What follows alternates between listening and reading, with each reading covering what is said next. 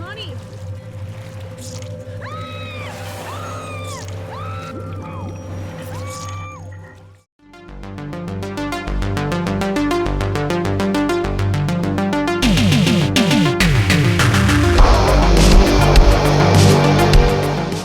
Written and directed by Dick Diamond, we are talking PLANKENSTEIN, a killer surf movie.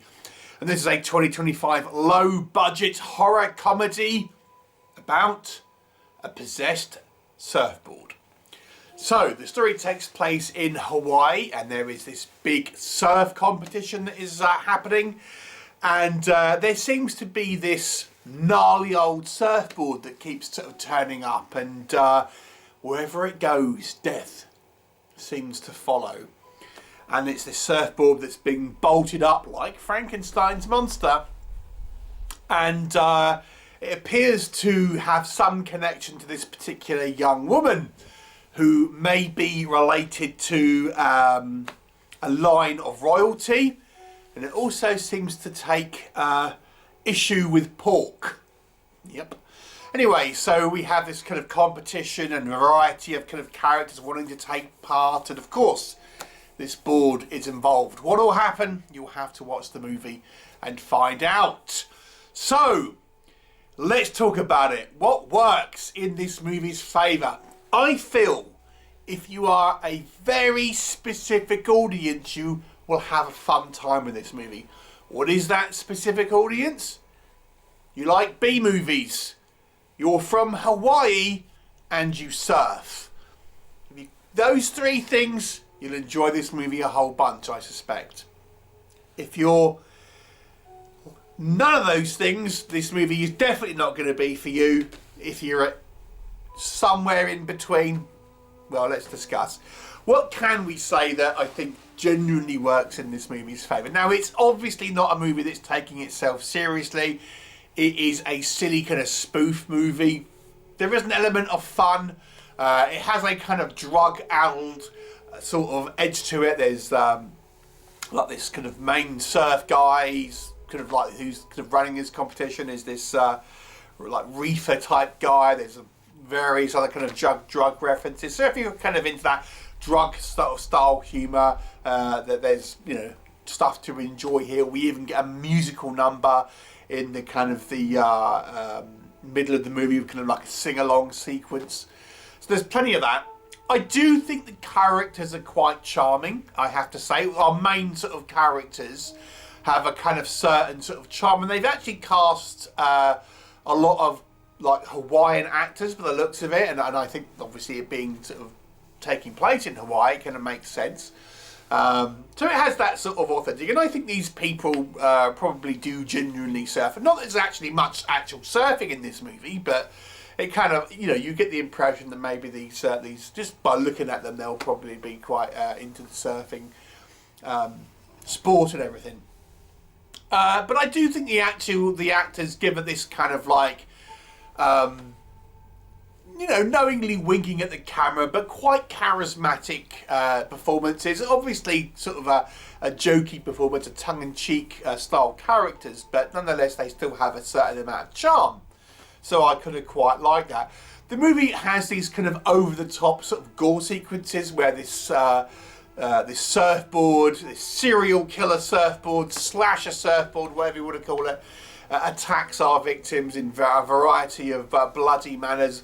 For example, one, there's like a chain that would normally go on your ankle, gets wrapped around someone's penis, and it kind of gets ripped off and things like this, and various impalements and such. And they're all kind of low tech, but kind of quite fun kind of sequences.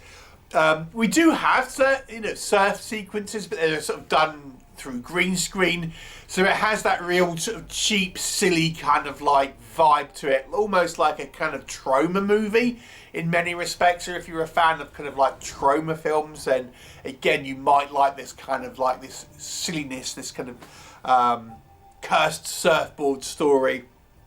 But it does try to have at least some sort of story elements.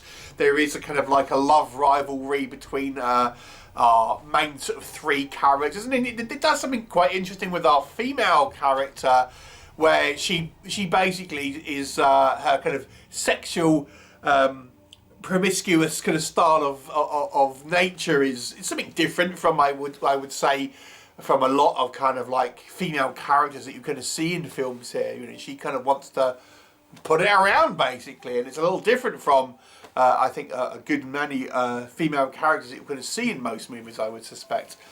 So, you know, it has an element of goofy fun to it. I think especially if you're interested in B-movies, Hawaii and surfing. But let's talk about what doesn't work. I think, again, that I've used this kind of phrase many a times. This is a short movie expanded into a feature length. And even, you know, if they wanted to make a feature, I don't think it needed to be like an hour and a half. This could have been like one of these 70-minute movies that are a lot more snappy. 70 minutes, including credits. And I think it would have been a more fun and digestible film. There's simply not enough to really warrant you know, a full 90-minute movie, and at a point in the movie you'll feel it's coming to an end and then it doesn't. So the length is felt.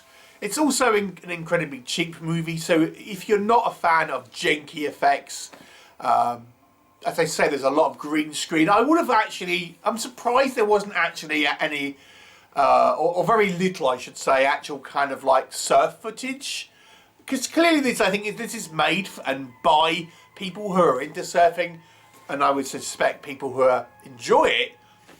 So it would have, you know, the actual surfing sequences, and I get that some of them are played for laughs. Maybe you could have had a little bit or more of actual kind of like surfing in it and surf sequences. I'm sure people who are interested in surfing like watching kind of cool surf videos, and you know that this movie doesn't really have that, which I think was you know, a missed opportunity to a degree. I do think our characters, our main characters at the very least, have a certain amount of charm to them. And obviously the acting isn't the best, but it doesn't need to be for a film like that. But there's, you know, there's kind of other supporting characters that I feel, you know, less so. They kind of almost feel like they're in a different movie. I mean, again, the movie's not exactly trying to take itself sort of too seriously or anything like that.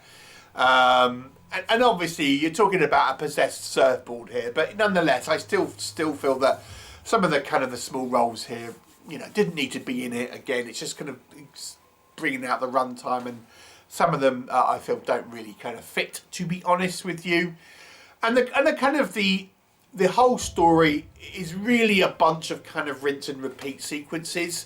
You know, this surfboard ends up kind of getting in, killing someone else, and then it does it again, and then it does it again. So, you know, there's not a lot actually to this movie, I should probably expect, to be honest. I do think, as I say, there is some kind of fun characters, some fun elements here, and if you like this kind of goofy trauma-style movie, maybe you would like it. I can't honestly say it's a good film, even on a kind of a B-movie standard, but certain people may enjoy this one. I'll give it a 4 out of 10.